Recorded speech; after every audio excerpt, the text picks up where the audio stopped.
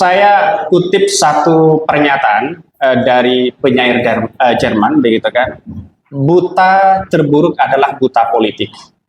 Orang yang buta politik tak sadar bahwa biaya hidup, harga makanan, harga rumah tangga, semuanya tergantung pada putusan politik.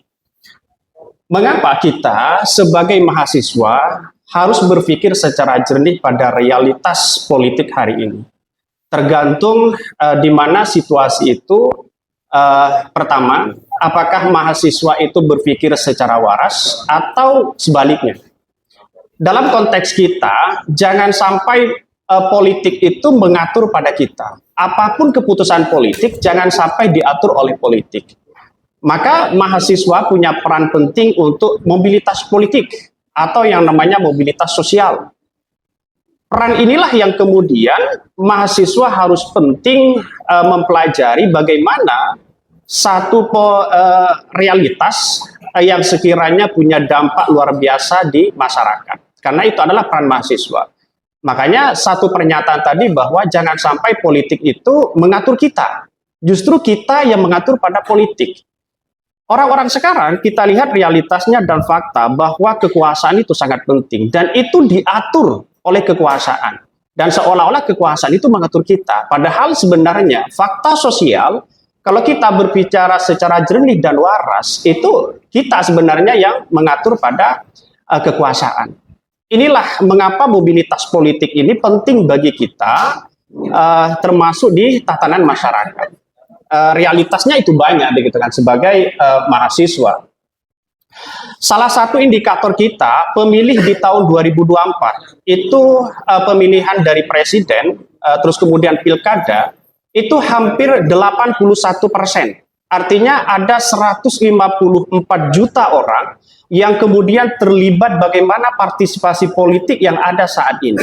Artinya apa? Artinya secara tidak langsung bahwa demokrasi hari ini mengalami kegagalan yang sangat luar biasa, yang seharusnya dari data penduduk hampir 200 juta, dari data pemilih hampir 100 kurang lebih 170 juta, itu seharusnya 95% partisipasi politik itu harus berpikir bagaimana kita aktif dalam dunia politik, termasuk yang saya sampaikan tadi adalah partisipasi politik itu. Makanya kenapa sekarang ini realitasnya mengalami kemunduran yang sangat luar biasa? Karena pada kenyataannya adalah partisipasi politik itu banyak ditunggangi pada kekuasaan, sehingga kekuasaan itu mengatur kita. Apa yang terjadi selama ini kalau politik mengatur kita? Ya, realitasnya ada pihak ini, ada pihak itu, dan sebagainya. Inilah menurut saya pribadi peran mahasiswa yang saat ini sebagai sebagai bentuk perubahan masa depan. Jangan sampai kita berpikir tidak waras. Kalau logika sekarang ini adalah ya jangan berpikir secara bodoh, begitu kan. Artinya apa? Artinya ini punya peran penting bahwa mahasiswa itu punya kekuatan. Kalau mahasiswa sekarang ini tidak berpikir waras, tidak punya kekuatan itu, maka yang terjadi adalah kekuasaan itu sering dipermainkan oleh para penguasa-penguasa yang tidak bertanggung jawab. Saya sering ya berjumpa dengan teman-teman di media sosial itu mengatakan, Bang, bagaimana ya politik ke depan, apakah tetap baik-baik aja? Inilah menurut saya pribadi tergantung mobilitas politik anak-anak muda. Kalau tentang mobilitas politik anak-anak muda ya itu aja, saya kira sampai kapanpun, begitu kan ya, implementasinya atau outputnya ya itu aja. Artinya secara tidak langsung bahwa kita punya peran penting untuk bisa berpartisipasi atau setidaknya memberikan gagasan bahwa politik itu sangat penting bagi kita, bukan soal kepentingan para kekuasaan-kekuasaan yang terjadi. Biasanya rata-rata orang yang terjebak dengan kekuasaan itu buta terhadap politik, mana yang waras dan mana yang tidak. Itu salah satu fakta realitasnya sekarang. Maka saya kira teman-teman itu mengangkat tema tentang mobilitas politik itu momentum bagi kita, bagaimana caranya sebagai peran mahasiswa untuk memberikan leluasa dan pikiran yang waras kepada masyarakat. Salah satu contoh misalnya, sekarang kalau kita berbicara partisipasi pemilih, ada tokoh misalnya, ya, Tokoh inilah yang kemudian sering ditunggangi pada kekuasaan-kekuasaan tertentu, baik itu adalah tokoh agama, tokoh politik, atau tokoh adat. Di situ sering banyak orang menunggangi dengan kekuasaan. Karena apa? Karena mereka tidak tahu pada pola bagaimana politik ini yang seharusnya kita yang ngatur, malah orang-orang mereka atau tokoh-tokoh mereka yang mengatur kita. Realitasnya itu banyak. Saya paling sejak dulu begitu kan ya, menantang terhadap tokoh-tokoh yang kemudian hanya dijadikan sebagai alat kekuasaan atau kepentingan-kepentingan politik, termasuk berkiprahnya politik kiai. Saya dari dulu itu menantang itu. Ya, kenapa? Karena kiprah kiai itu boleh ya berpolitik semaksimal mungkin, boleh terjun pada dunia politik, tapi pada ujung-ujungnya di situ adalah kekuasaan, di mana kekuasaan itu tidak bisa lagi ya bersuara terhadap rakyat minoritas, terhadap rakyat kecil. Di situ apa artinya? Ini hanya demi bangsa dan negara. Bagi kami, kata-kata itu seperti sudah bosan yang kita dengar. Realitasnya adalah masyarakat harus berperan aktif di situ untuk melawan bagaimana politik-politik sekarang ini yang hanya digunakan pada kepentingan-kepentingan tertentu atau kekuasaan-kekuasaan tertentu. Jurus andalannya biasanya, mohon maaf, kalau ngebet sekali ya kiai-kiai di situ punya santri banyak, misalnya kalau Anda santri saya tidak memilih saya, nanti kamu tidak dapat barokah.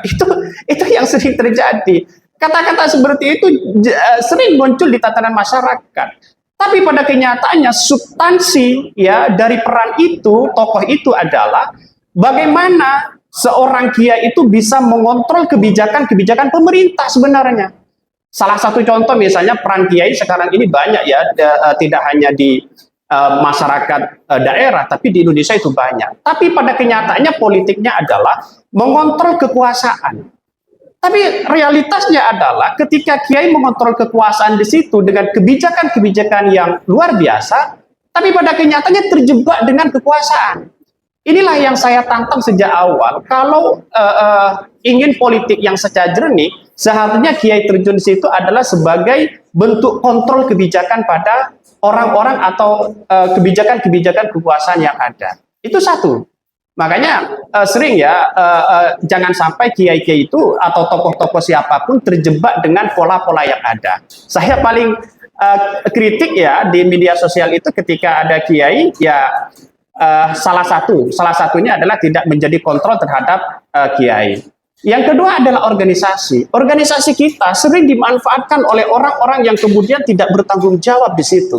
Artinya secara tidak langsung bahwa organisasi itu berpikir waras begitu kan, ya berpikir logika yang jernih. Kita jangan sampai diatur oleh kekuasaan. Justru kita yang mengatur pada kekuasaan. Yang saya sebutkan tadi.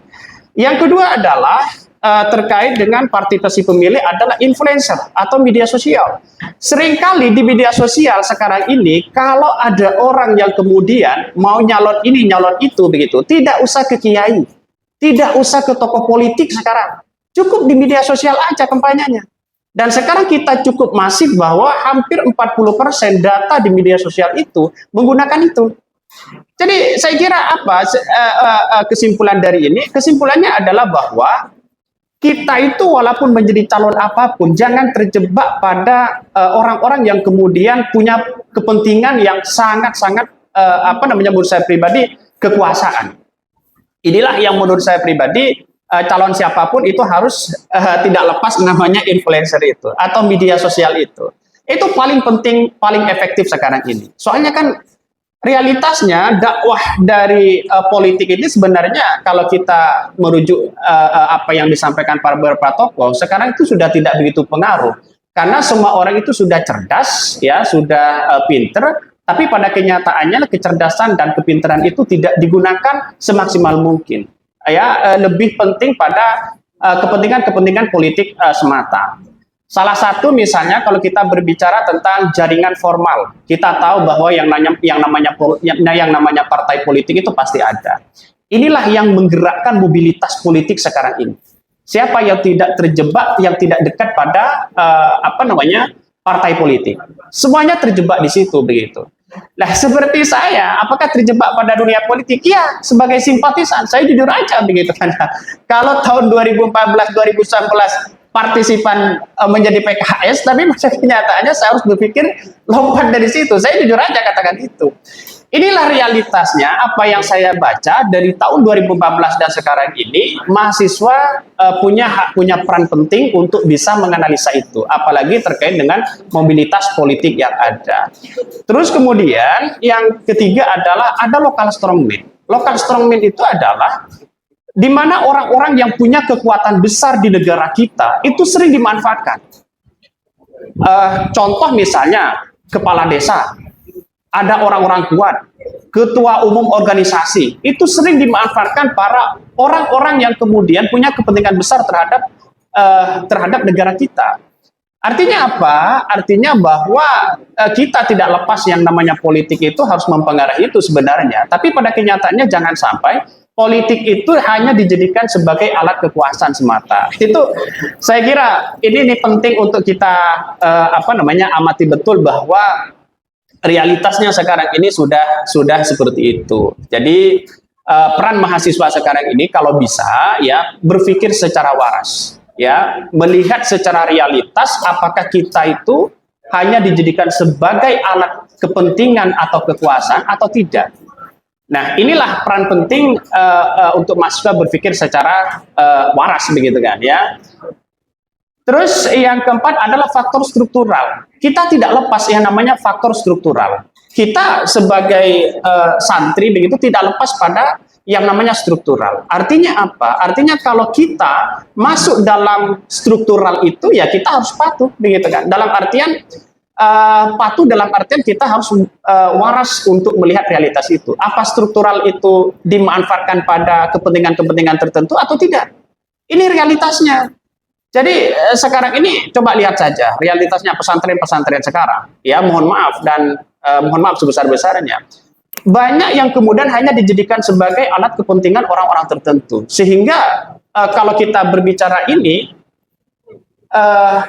politik yang mengatur kiai, bukan kiai yang mengatur politik. Realitasnya seperti itu. Makanya saat ini adalah sudah saatnya mahasiswa sebagai santri harus berpikir secara waras. Lantas pertanyaannya apakah kita kalau kiainya ikut politik, apakah tidak kita sebagai sebagai santrinya misalnya apakah tidak ikut itu? Ya, yang namanya struktural harus mengikuti itu begitu kan. Apapun yang terjadi. Kenapa? Karena kita terjebak pada struktural itu. Kalau ingin bertentangan dengan kiai ya keluar saja dari struktural itu baru bebas. Nah ini yang kita baca hari ini adalah realitasnya sosial itu, kepentingan-kepentingan itu. Makanya ada beberapa faktor politik yang kemudian teman-teman harus paham, jangan sampai mobilitas politik ini hanya dijadikan sebagai ruang politik ya hanya kepentingan-kepentingan tertentu, siapapun orangnya.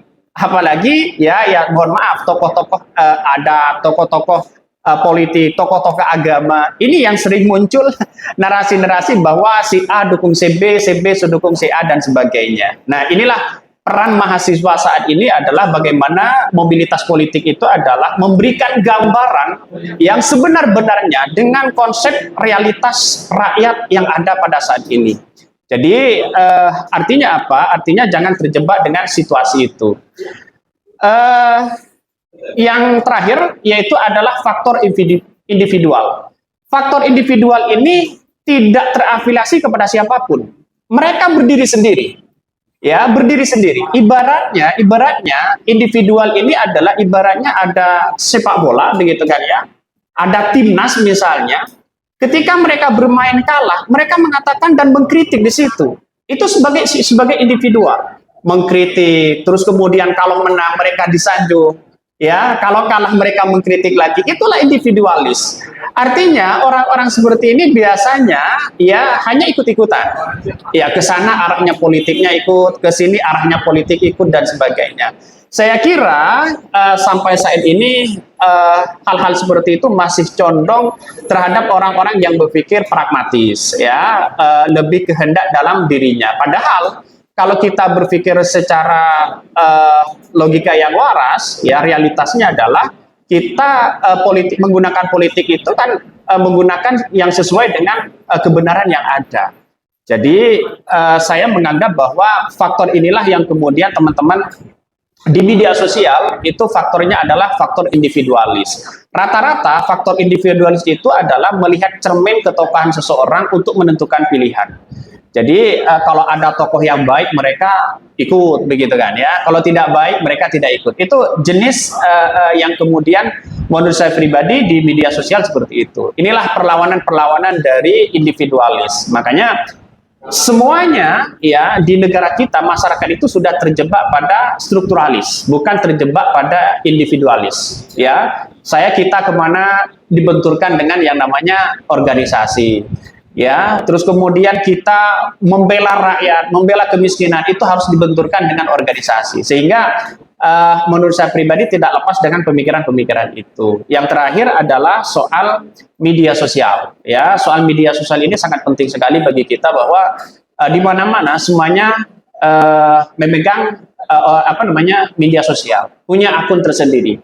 Sehingga akun-akun itu ya menurut saya hanya dijadikan satu ya sebagai bentuk kritikan terhadap pemerintah. Yang kedua adalah sebagai inovasi bagi dirinya bahwa media itu adalah penting. Satu sisi ya media itu tidak digunakan pada itu. Pada hakikatnya orang-orang yang punya punya elektabilitas dan popularitas sangat tinggi seharusnya media sosial itu digunakan untuk itu, bukan digunakan untuk membela yang kemudian tidak sesuai dengan kenyataan realitas di masyarakat atau dampaknya adalah rakyat kecil.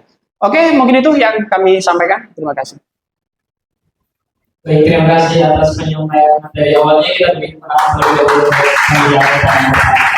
Oke, kita lanjut pada bicara terlebih dahulu. Nanti setelah bicara dua kita akan buka sesi diskusi. Jadi untuk teman-teman bisa menyiapkan tanya atau diskusi yang kita bahas setelah materi kedua ini. Untuk sambil menulis waktu tempat kami persilakan. Baik, terima kasih. Assalamualaikum warahmatullahi wabarakatuh. Bismillahirrahmanirrahim. Allahumma shalli ala sayyidina Muhammad wa ala ali sayyidina Muhammad walhamdulillahil alamin. Rabbi shrah li sadri wa yassir li amri wa hlul min lisani yafqahu qawli. Mohon maaf saya tidak bisa menyebutkan satu persatu nama adik-adik sekalian. Yang jelas semuanya saya banggakan dan saya cintai, saya sayangi. Yang paling kita banggakan juga pengasuh pondok pesantren Bata-Bata Kiai Ahmad Faisal Abdul Hamid. Mudah-mudahan beliau senantiasa mulia panjang, berkah, senantiasa diberi kesehatan Allah SWT. Adik-adikku sekalian yang saya banggakan, tadi sudah Hadori sudah dibahas. Beliau sebagai pengamat sosial atau media sosial dan konsennya di dunia politik itu sangat bagus kalau nanti kita kembangkan terkait dengan hasil pengamatannya. Kalau saya pribadi bukan hanya sebagai pengamat, tapi saya sebagai politisi dan sebagai praktisi terkait dengan perpolitikan yang ada di Indonesia. Hanya sebatas informasi saja. Di tahun ini saya mencoba keberuntungan ikut berkontestasi di pilihan legislatif untuk DPR RI, dapilnya Dapil Madura. Kebetulan saya juga orang Madura. Dari mana Dapil Madura itu? Bangkalan, Sampang, Pamekasan, Sumedang.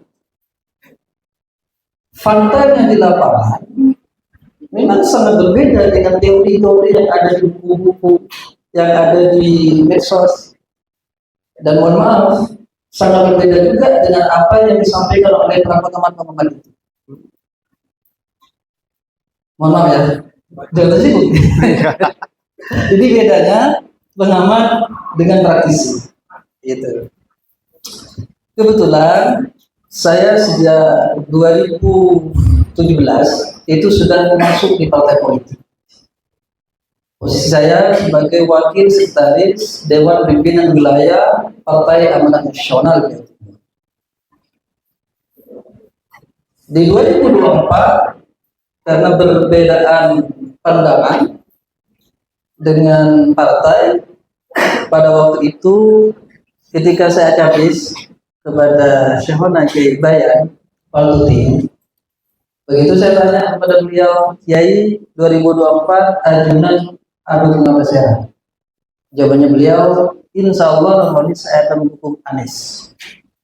Bagi saya itu sebuah pernyataan dan menurut saya bukan hanya sebatas pernyataan. Sehingga saya dengan teman-teman bentuklah tim relawan Anies di Jawa Timur. Maka terus bersinggungan dengan politik praktis, mau tidak mau berpengaruh kepada jaringan dengan ini kok nampaknya nggak diridhoi ya. Jadi dengan jaringan-jaringan politik yang harus diambil. Berdasarkan pendapat senior-senior dari alumni yang jadi anggota dewan, yang dari Pemekasan, yang dari Bangkalan, yang dari Sunda, menganjurkan supaya saya mencari partai yang mendukung Anies. Pada waktu itu ada PKS, ada Nasdem, terus ada PKB. PKB ya. Kalau Nasdem dengan PKB di Madura sudah punya wakil, yang belum adalah PKS, sehingga pilihannya itu adalah PKS. Dan dalam waktu sangat singkat saya daftar caleg untuk di PDI langsung ke Sekjen DJP. Dalam 2 bulan jadi kadernya PKS, diminta untuk menjadi pengurus PKS Jawa Timur sebagai anggota Dewan Pakar PKS Jawa Timur sampai hari ini. Lah, sebelum kita nanti diskusi banyak lebar, barangkali perlu saya sampaikan terkait dengan tema ini. Tema ini sangat luar biasa apabila nanti kita kaji bersama-sama.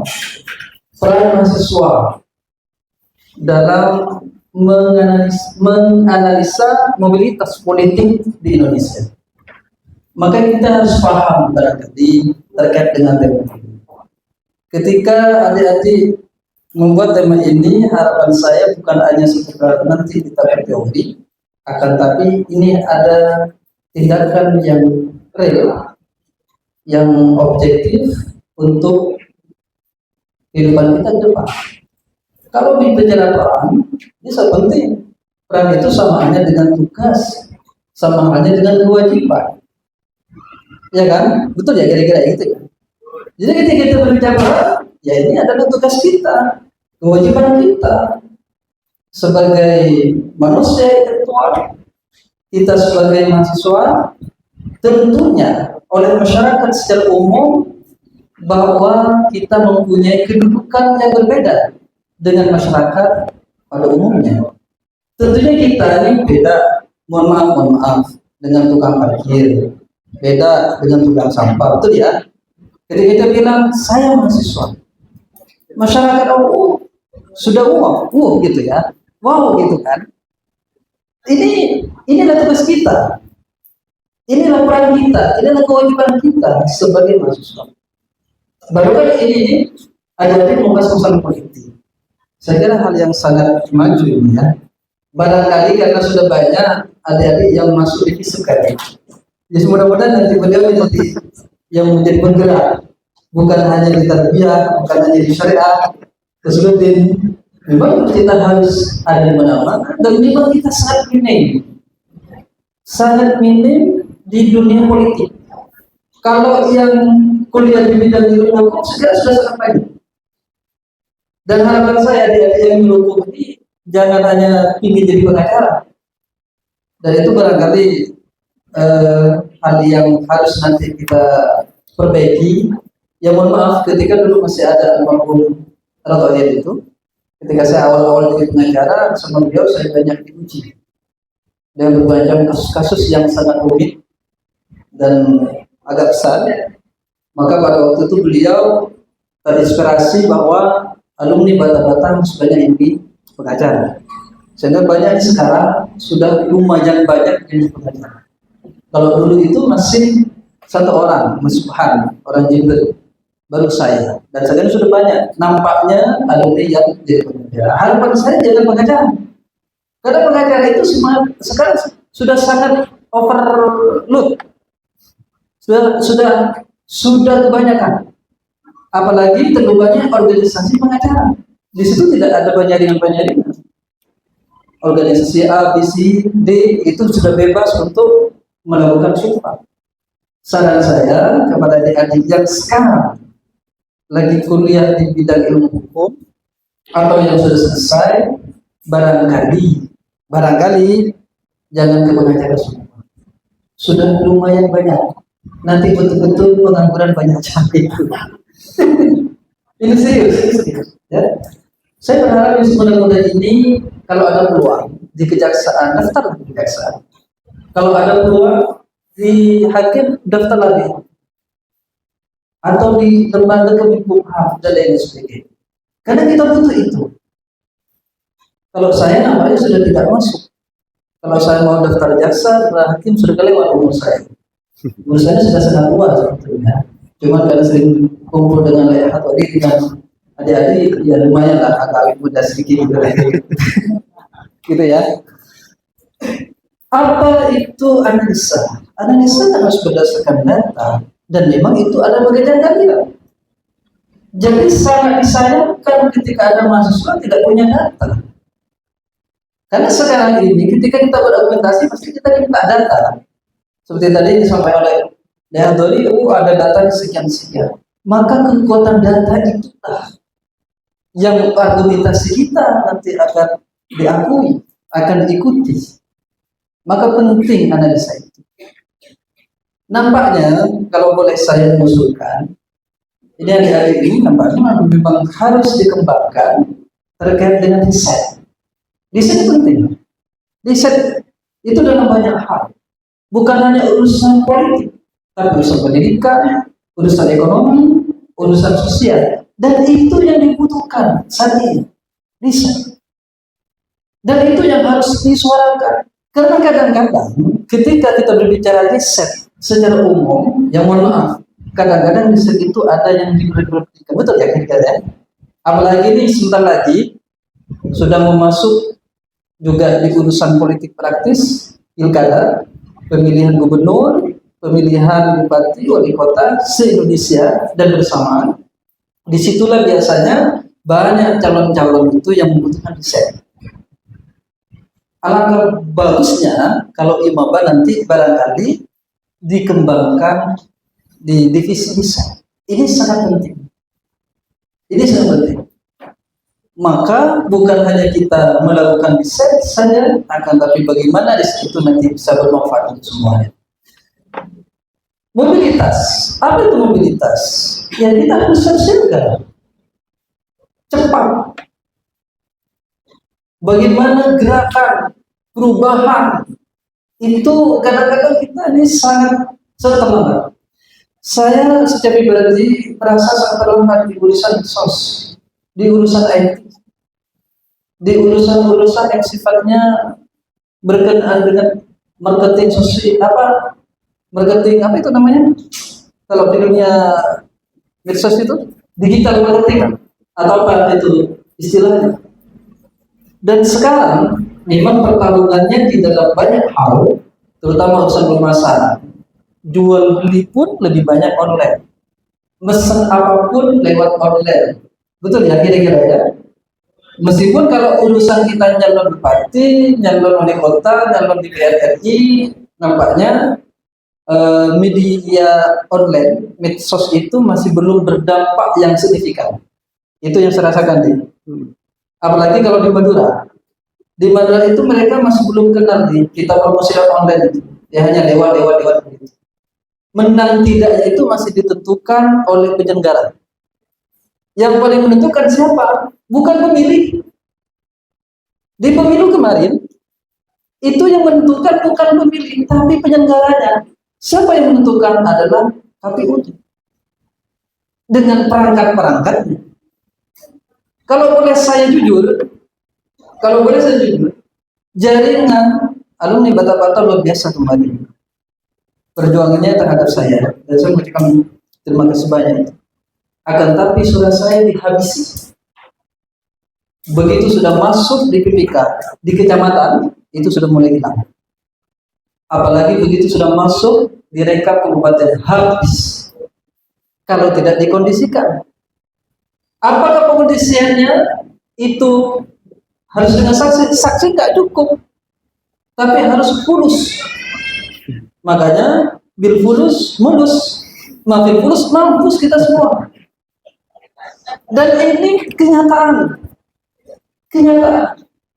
Mohon maaf, adik-adik ya, pengalaman dari incumbent anggota DPR RI itu tidak cukup 15 miliar, padahal sudah incumbent.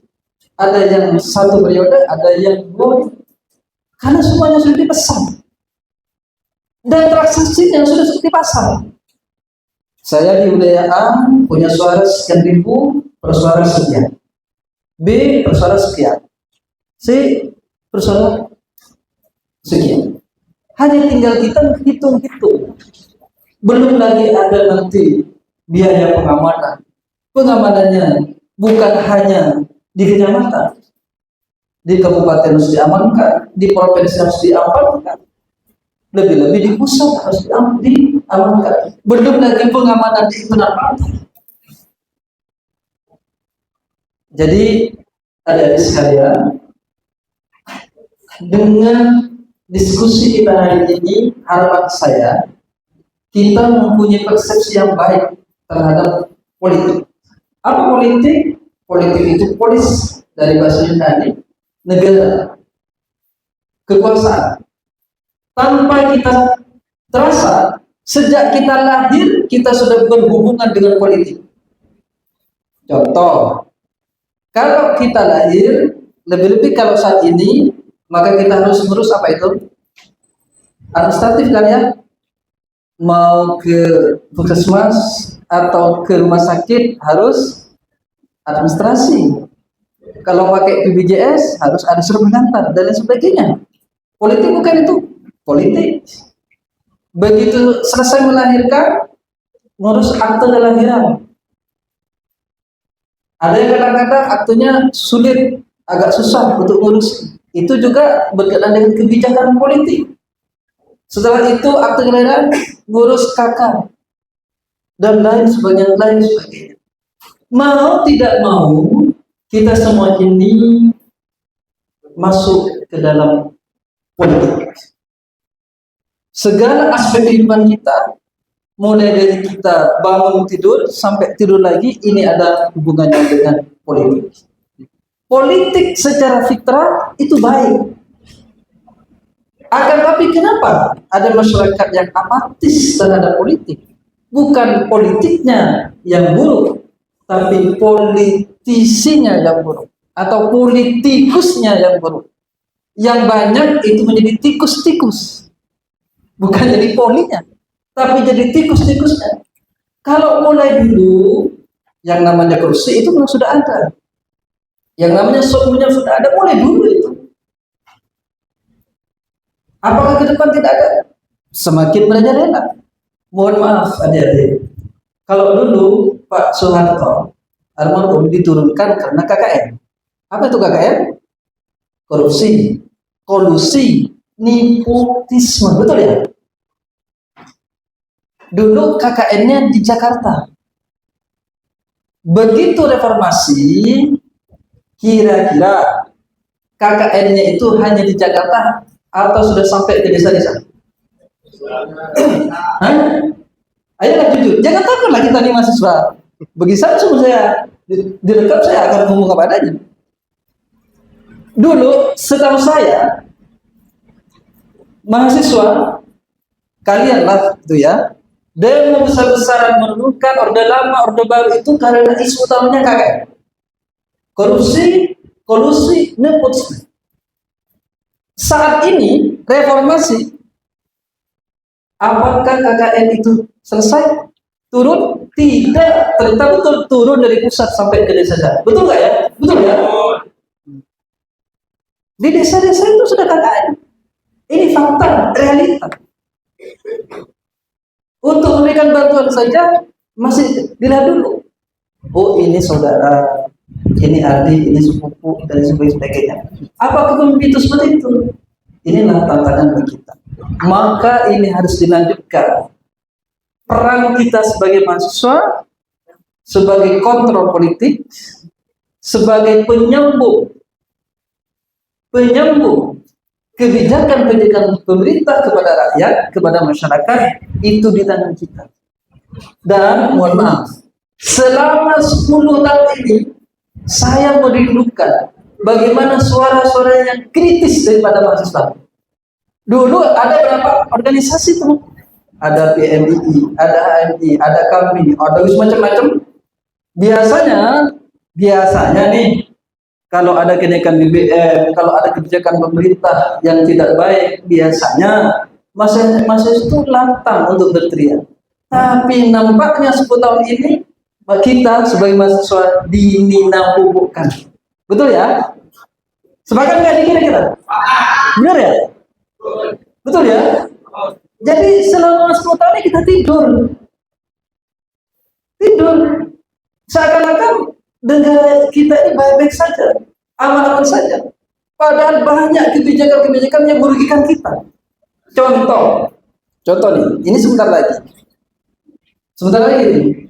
Hal yang paling kecil, ada pembatasan pembelian BBM bersubsidi Pertalite, dan itu harus pakai barcode. Mulai dari mobil ada kriterianya, sepeda motor ada kriterianya. Barusan saya berangkat dari rumah ke sini ngisi bensin, karena belum punya barcode tidak bisa ngisi. Dan saya mencoba ke SPBU yang lain, semua pakai barcode. Tapi barokahnya bata-bata, saya nggak ditanyakan barcode sehingga bisa beli. Ini sangat merugikan yang kebijakan-kebijakan ayah. Oleh karena itu, peran kita sebagai mahasiswa sangat penting. Lanjutkan, dan harus kita sebagai santri, apakah namanya politik santri atau santri yang berpolitik, yang mungkin nanti kita kaji itu, bagaimana kita bisa mencapai sebuah kekuasaan. Dan faktanya kekuasaan Indonesia mau jadi apapun, dari kepala desa, bupati, sampai presiden, melalui politik dan melalui politik praktis, yaitu partai politik. Karena itu konstitusi. Orang baik, mohon maaf, menurut saya baik, bukan karena saya pecinta Anies, bukan ya. Objektif saja. Anies itu contoh, karena saya hampir setiap minggu ke Jakarta. Sedikit banyak saya berkeliling bagaimana perubahan Jakarta ketika dipimpin oleh Anies. Di awal-awal Anies ada 3 partai yang akan mengusung, tapi di ujungnya hanya tidak mendapatkan kendaraan politik. Ini fakta. Dan mohon maaf, politik kita ini bukan politik demokrasi sebetulnya, akan tapi politik uang, politik tas. Seberapa isi tas kita?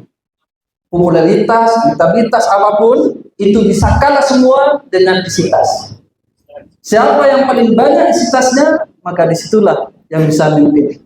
Saya membayangkan ya, adik-adik ya, nyalon kepala desa saja, ya. Di desa saya dulu, nyalon kepala desa itu tidak banyak habisnya. Kemarin ada yang habis 2 miliar, 2 miliar pun tidak jadi.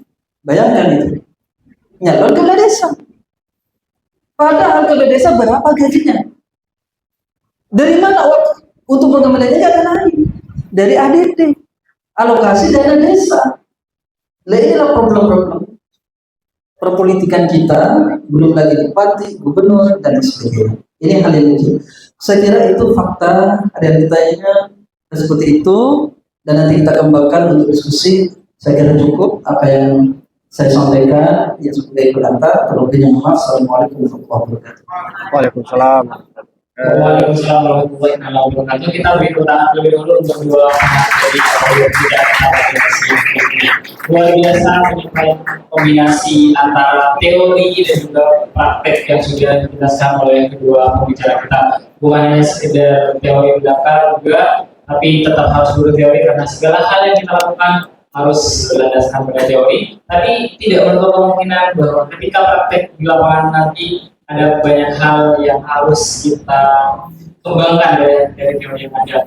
Untuk itu maka selanjutnya kami buka terlebih dahulu sebagai pemantik mungkin dua pendiskusi dimulai dengan mengangkat tangan terlebih dahulu dan memperkenalkan diri, nama dan mungkin angkatan berapa serta sedang proses menempuh pendidikan di mana seperti itu. Silakan mungkin teman-teman bisa angkat tangan yang ingin berdiskusi mengenai tema kita pada siang hari. Mungkin mulai dari mungkin yang angkat tangan terlebih dahulu bisa berdiri. Ya, assalamualaikum.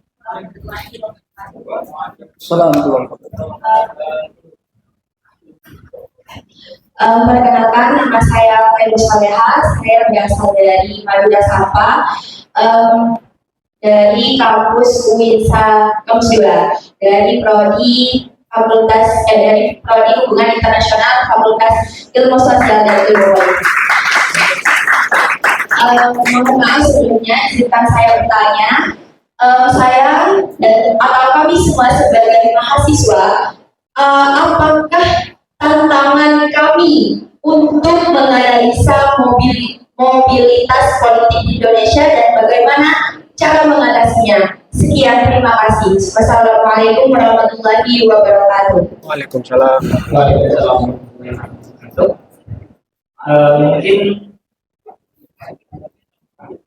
Lanjut dulu. Ya. Oke, mungkin lanjut ke yang kedua, diskusi yang kedua. Lebih dulu yang sebelah barat tadi. Bismillahirrahmanirrahim. Assalamualaikum warahmatullahi wabarakatuh. Perkenalkan, nama saya Balim Hawari, mahasiswa aktif di program studi Hukum Tata Negara di Universitas Islam Negeri Sunan Ampel Surabaya, angkatan 2022. Langsung saja kepada pertanyaan.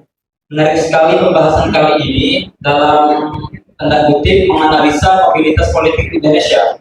Tentu kita mengetahui bersama bahwa sekarang ini kita sedang dihadapi dengan momentum kontestasi pilkada yang sedang terjadi di beberapa daerah. Tentu kita juga melihat beberapa perkembangan paradigmanya. Nah, yang menarik bagi saya adalah perkembangan teknologi yang menghadirkan artificial intelligence atau AI yang telah kita ketahui bersama. Banyak sekali penggunaan AI yang disalahgunakan untuk kepentingan suatu kelompok seperti itu. Jadi ketika misal ada satu calon kandidat menggunakan media sosial untuk disalahgunakan, seperti menjelek-jelekan pasangan yang lainnya, seperti untuk memberikan informasi yang tidak layak seperti itu. Nah, solusi dari Bapak materi ini seharusnya bagaimana untuk menangkal hal-hal seperti ini agar nantinya tidak merembet atau memberikan efek negatif kepada masyarakat sosial seperti itu. Terima kasih, kurang lebihnya mohon maaf. Ihdinas siratal mustaqim. Wassalamualaikum warahmatullahi wabarakatuh. Waalaikumsalam warahmatullahi wabarakatuh. Terima kasih atas pertanyaannya. Mungkin bisa langsung ditanggapi. Baik, terus. Yang kedua dulu ya saya tanggapi. Ini karena berhubungan dengan hukum. Memang di medsos itu sering terjadi yang namanya black campaign, istilahnya menjelek-jelekan ya. Maka solusinya penegakan hukum. Itu sudah ada undang-undang ITE. Cuman persoalannya penegakan hukum kita ini juga bisa dikondisikan. Itu. Maka personal daripada penegakan hukum inilah yang harus diperbaiki. Harapan saya dan kalian ini besok yang jadi kapolrinya gitu loh, yang jadi kapoldanya. yang jadi kapolresnya. Karena hukum kita ini bisa diatur-atur sesuai dengan selera. Betul ya kira-kira ya? Nah, kalau kita sekarang pertanyaannya bagaimana untuk merubah semua? Ya harus dari kita, harus personnya. Maka kita sebagai calon-calon pemimpin masa depan harus kita siapkan hari ini. Makanya tadi saya bilang, jangan jadi pengacara semua. Jadi Kapolri, jadi Panglima TNI, gitu loh. Nampaknya alumni yang jadi polisi itu ada, tapi masih sangat sedikit. Yang jadi TNI ada, masih sangat sedikit. Mari kita dorong adik-adik kita. Mari kita dorong adik-adik kita ini supaya ada di berbagai macam tempat atau posisi, bukan hanya numpuk di satu tempat. Inilah kebutuhan kita, gitu loh. Jadi cara mengatasinya adalah penegakan hukum yang adil, yang memang itu tidak memihak, harus independen. Yang terjadi saat ini bukan seperti itu. Mudah-mudahan nanti dengan pemerintah yang baru ini ada perubahan yang luar biasa. Tentunya dengan peran kita sebagai mahasiswa yang harus berani untuk menyuarakan. Saya sih berharap gerakan-gerakan di Surabaya ini yang menjadi motor adalah Imaba. Harapan saya begitu karena peserta Imaba luar biasa banyak. Jujur aja ya, seumpamanya teman-teman adik-adik Imaba ini mau mengadakan gerakan untuk menyuarakan terkait dengan kebijakan pemerintah, baik itu di daerah maupun di pusat, saya juga siap ikut berpanas-panasan, siap untuk bersuara. Ayo, gitu. Waktunya kita bangun dari kita, waktunya kita bangkit supaya nanti kita nggak diserang, maka dibutuhkan kita harus menganalisa dulu. Ini hubungannya dengan pertanyaan yang pertama. Ayo kita melakukan analisa dalam berbagai macam hal. Saran saya, buatlah forum. Harapan saya habis acara ini nanti pelantikan ini sekarang ada tindak lanjutnya. Mohon maaf ya, ini sebagai autokritik, jangan kita ketemunya dari acara ke acara. Acara rutin tahunan. Saya ketemunya adik-adik ini dari acara pelantikan ke acara pelantikan. Betul ya kira-kira ya? Ya, ayolah mulai hari ini nih. Habis ini kita bentuk forum. Forum kecil-kecilan dulu, apa yang akan kita diskusikan, apa yang akan kita kritisi, mari kita rumuskan bersama-sama bagaimana gerakannya, harus bagaimana. Saya siap bersama-sama dengan adik-adik sekalian. Insya Allah saya nggak terlalu tua kok untuk teriak-teriak. Ya kan? Karena kayaknya kita ini sudah lengkap. Ya kan? SDM kita ini sudah luar biasa. Yang belum adalah kebersamaan kita. Yang belum adalah kesepahaman kita bahwa kita ini bersaudara sesama alumni pondok pesantren. Yang ada kadang-kadang kita ini berkompetisi. Betul ya? Benar ya? Benar ya? Ini mari kita hilangkan. Mulai hari ini mari kita bersama-sama. Nggak ada Imaba Surabaya, nggak ada Imaba Jogja, nggak ada Imaba Jakarta, nggak ada Imaba ABCD. Ketika kita bicara Imaba, kita adalah sebangsa, senegara, sesaudara, alumni Bata-Bata. Gitu. Seharusnya begitu ya. Mari kita ini saling bersinergi, saling membantu, saling mensupport antara satu dengan yang lain. Insya Allah, kalau kita ini bisa kita bersama-sama, maka gelombang besar dari kekuatan Imaba yang menjadi penggerak, yang menjadi mobilitas sebuah perjuangan, insya Allah akan terwujud. Saya kira begitu. Kalau ada tambahan.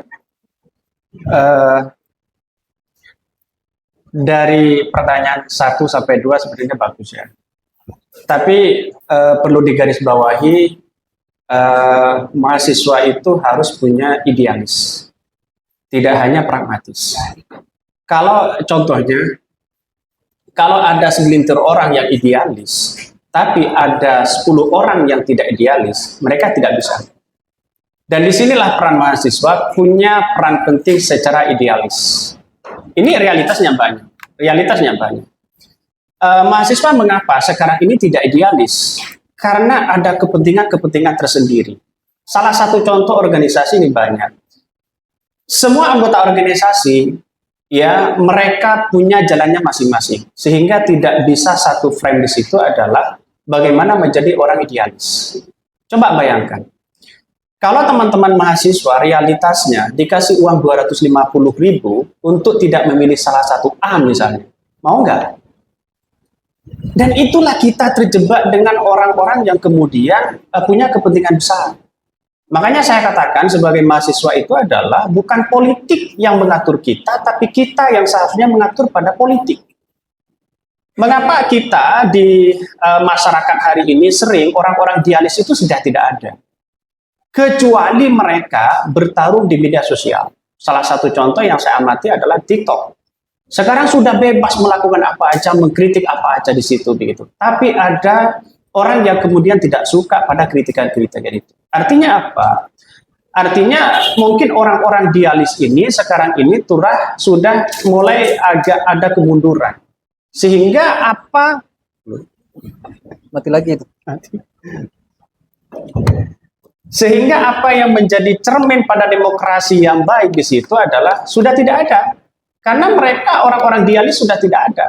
Mungkin hanya segelintir orang di situ yang idealis. Itu makanya pertanyaan tadi itu bagaimana untuk menganalisa mobilitas yang ada. Ya, salah satunya adalah harus punya orang idealis.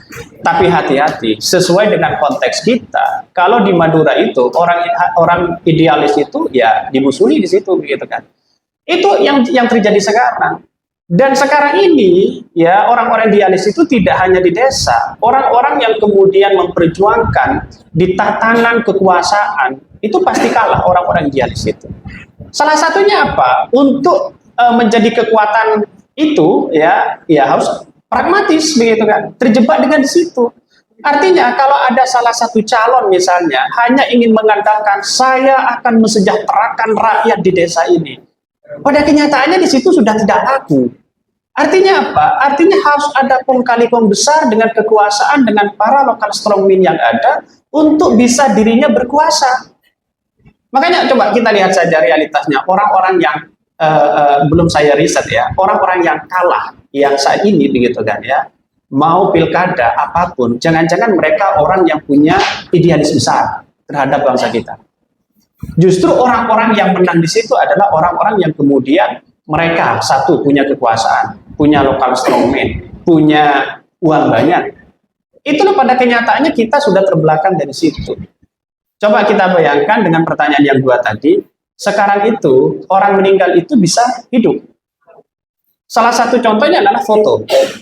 Kalau ada foto zaman dulu, pakai aplikasi yang viral hari ini, mereka bisa berpelukan. Mereka bisa ngomong.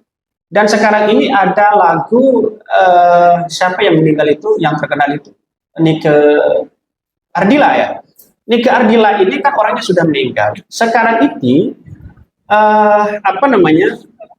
dicoba untuk bagaimana Nike ini bisa tampil dengan ruang lingkup yang sekarang. Jadi kayak biasa bernyanyi dengan orang yang kemudian bisa hidup, dengan nyanyi yang kemudian nyanyi-nyanyi yang indah. Inilah yang sekarang ini terjadi. Ada orang di kekuasaan bertengkar dengan yang lain. Bisa saja itu disatukan dengan satu aplikasi terbaru itu.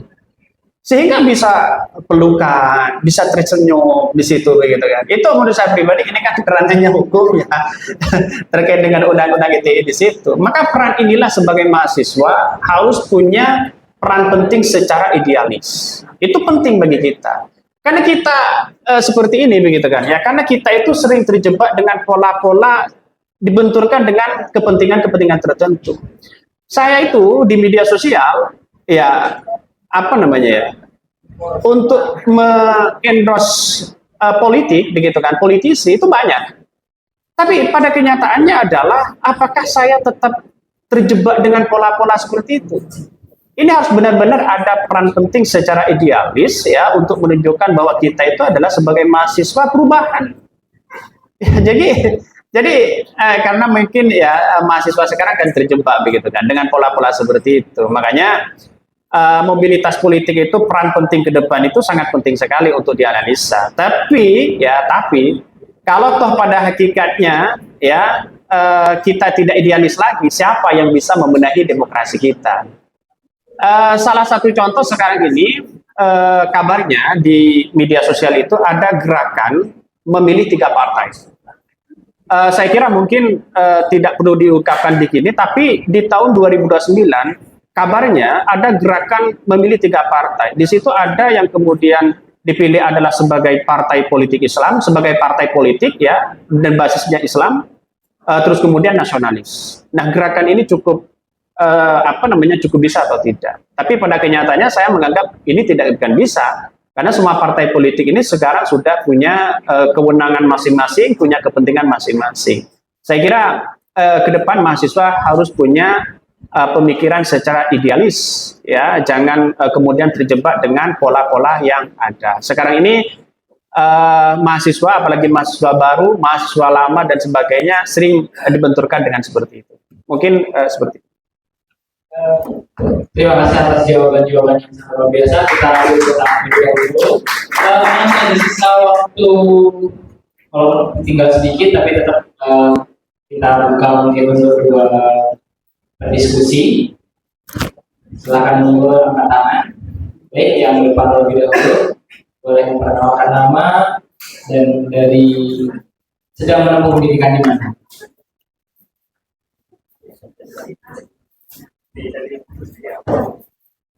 Baik, terima kasih waktunya. Menarik pembahasan pada pagi dan siang kali ini.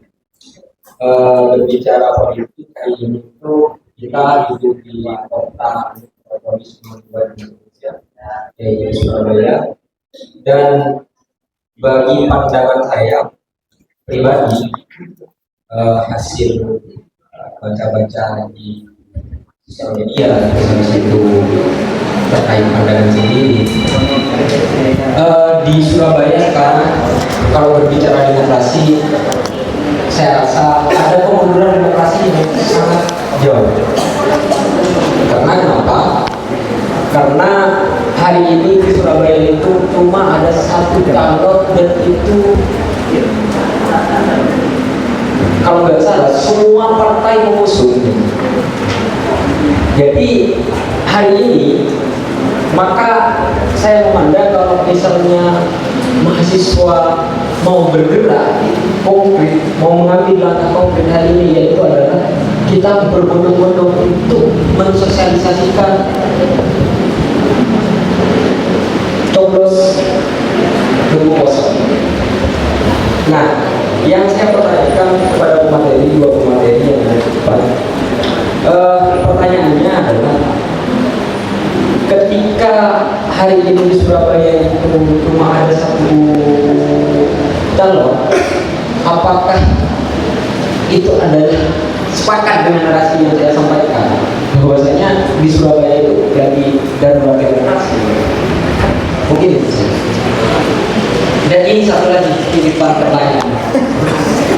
Jadi menarik juga tadi dari Cak Abai menyinggung terkait politik kiaisme.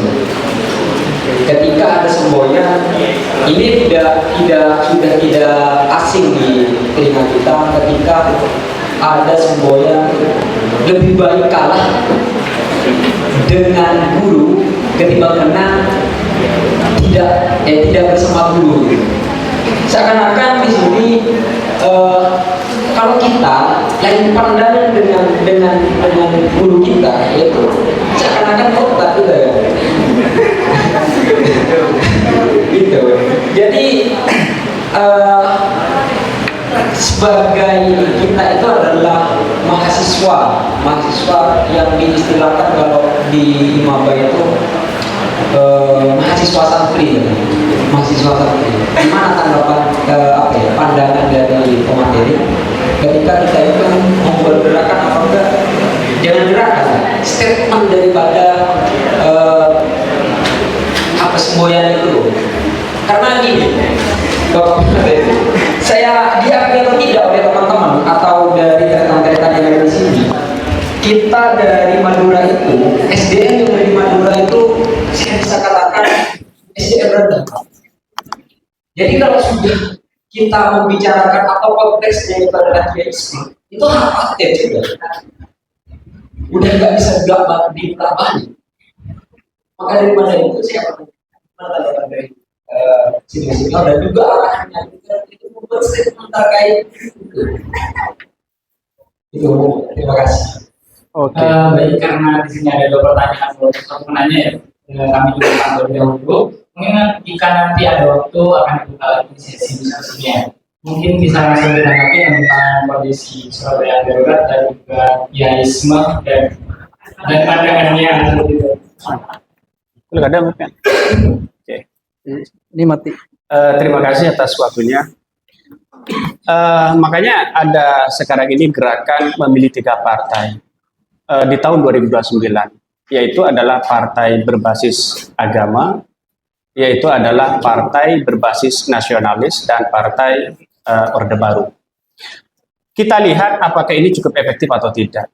Kalau toh di daerah-daerah yang lain sekarang ini, ya sudah semuanya kong kali kong menjadi satu, tergantung dari kepentingan-kepentingan mereka.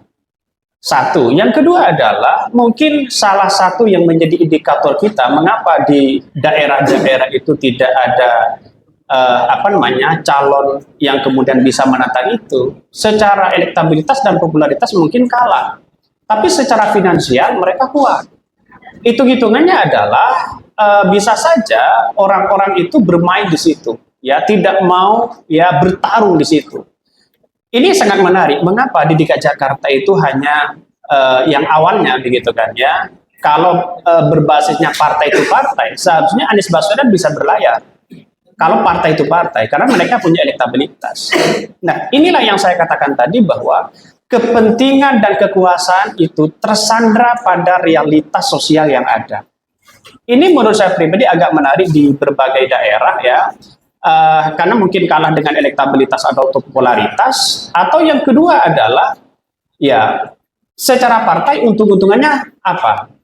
Mereka dapat apa misalnya? Ya kalau mereka semuanya tidak dapat apa-apa, daripada capek-capek, ya gerombolan jadi satu. Dan itu realitasnya sekarang.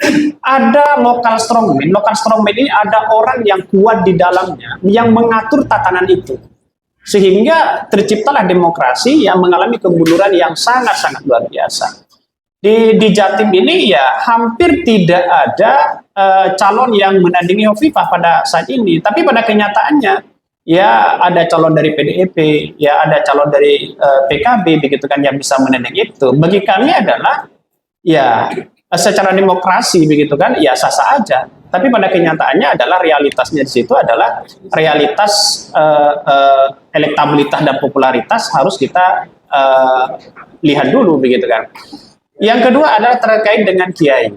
Banyak pola-pola yang ada sekarang ini terjebak pada yang namanya politik praktis begitu kan ya.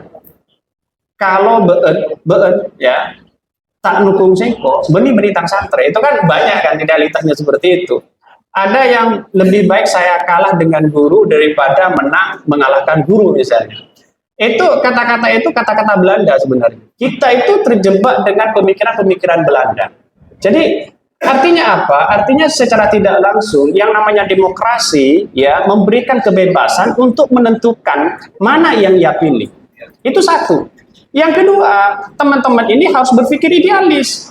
Kalau mereka ya yang didukung kiai misalnya adalah si A, kemudian dukungan yang kedua adalah tidak dipilih oleh si kiai, maka Anda mau pilih yang mana? Pilih yang B misalnya. Ya, secara demokrasi sah saja. Kalau toh pada hakikatnya kita tidak mendapatkan apa-apa, masa memilih si B?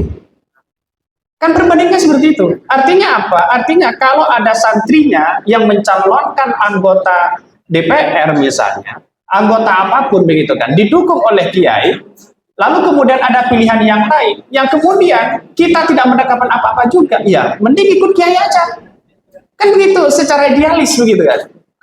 Jadi artinya apa? Artinya di Madura kan banyak sekarang didukung oleh Kiai si A. Masa santrinya tidak mau dukung? Mau dukung ke B tidak mendapat apa-apa. Kecuali mereka dapat uang misalnya 50 juta. Kan ada basis kepada dirinya begitu. Ada bentuk. Tapi kalau toh pada hakikatnya tidak mendapatkan apa-apa, ngapain kita harus dukung di luar yang tidak didukung oleh Kiai? Ini kan secara realitas seperti itu.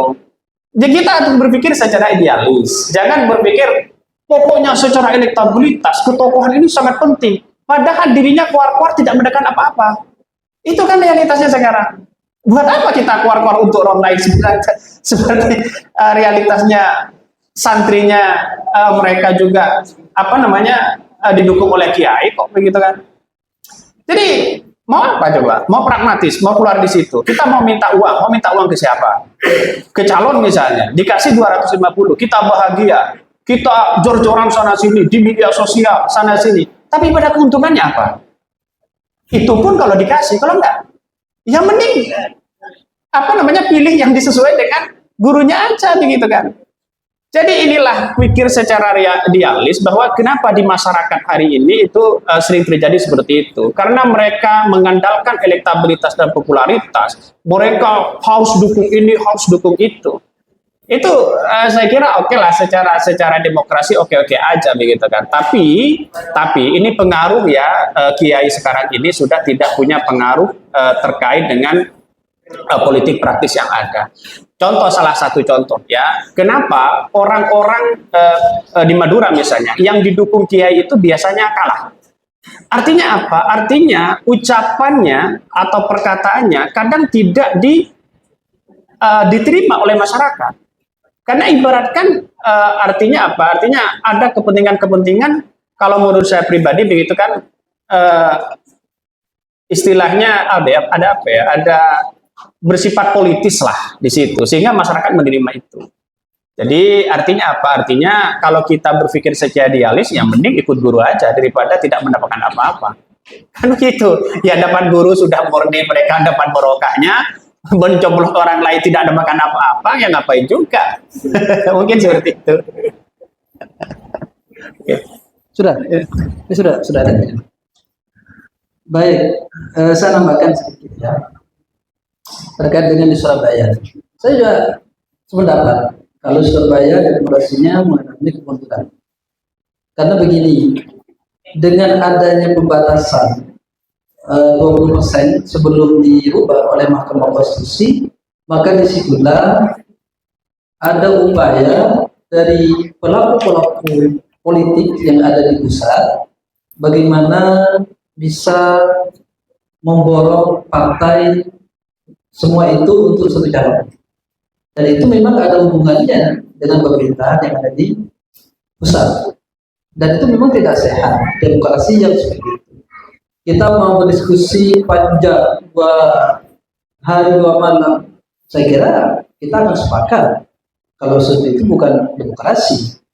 Seharusnya kalau kita berbicara demokrasi, memberikan kesempatan kepada siapapun yang berpotensi atau siapapun yang ingin berkontestasi atau itu hasilnya.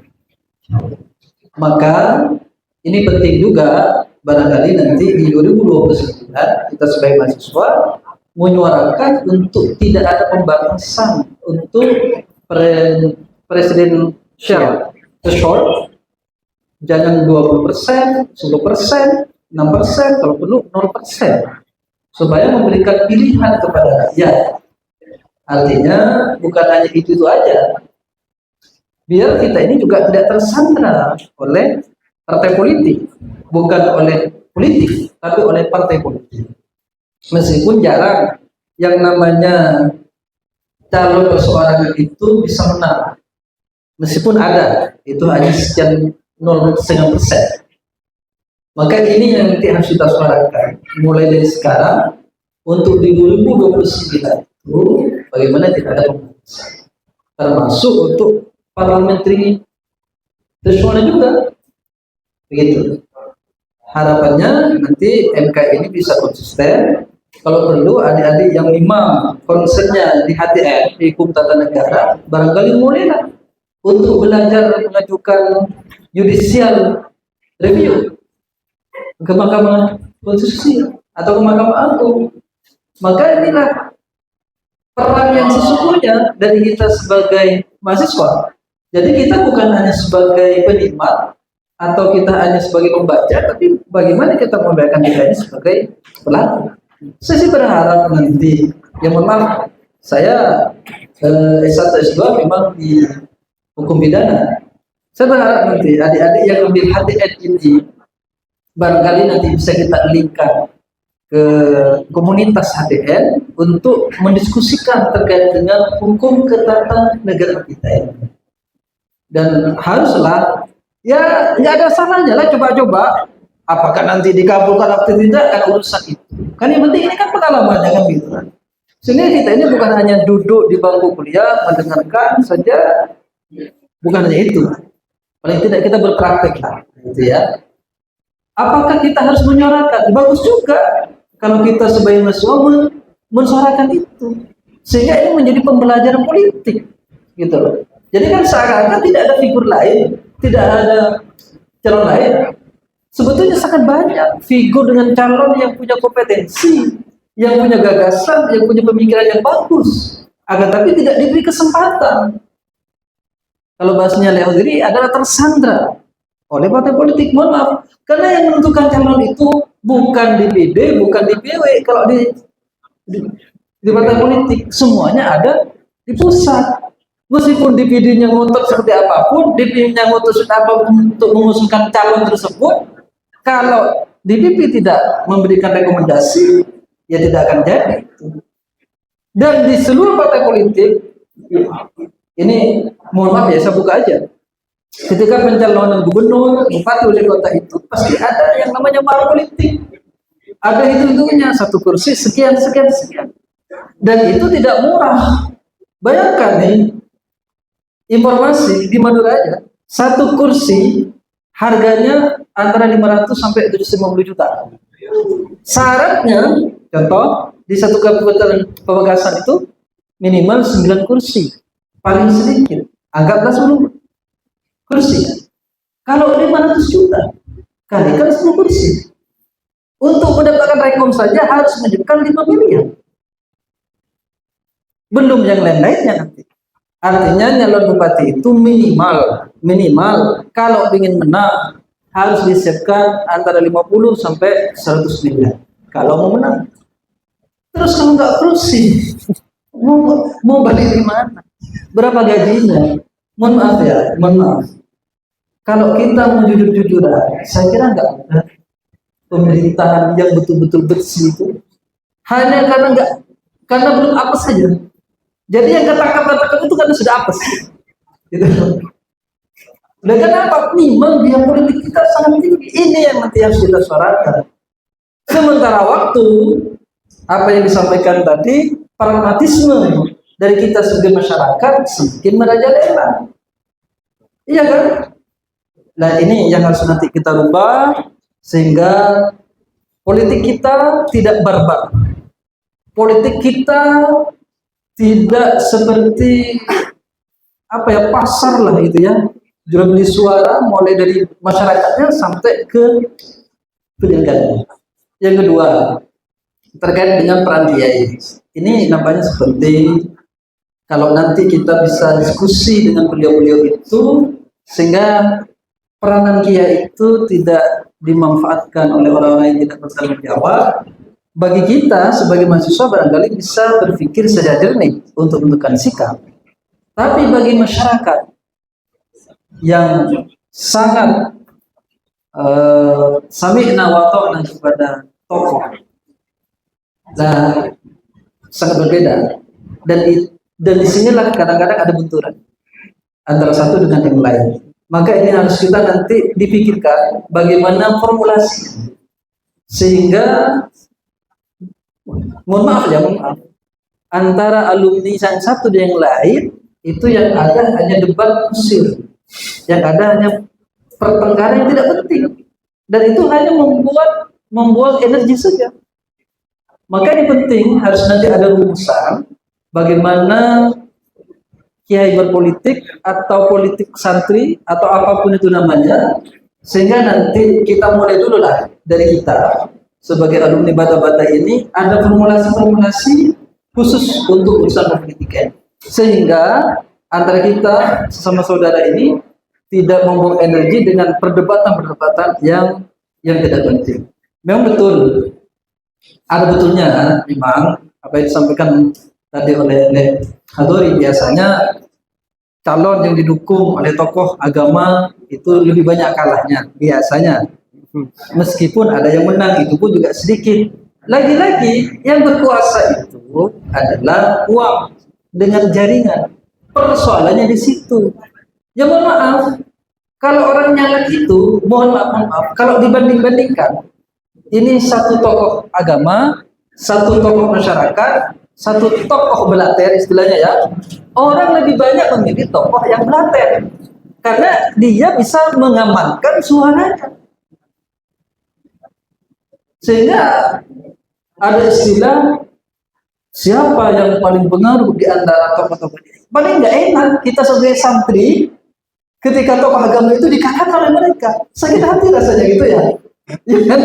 Nah inilah menjadi diskursus kita semua. Kita harus nanti diskusikan, kita carikan formulasinya, bagaimana tokoh atau orang yang kita usung itu ya betul-betul itu nanti sesuai dengan harapan kita semua.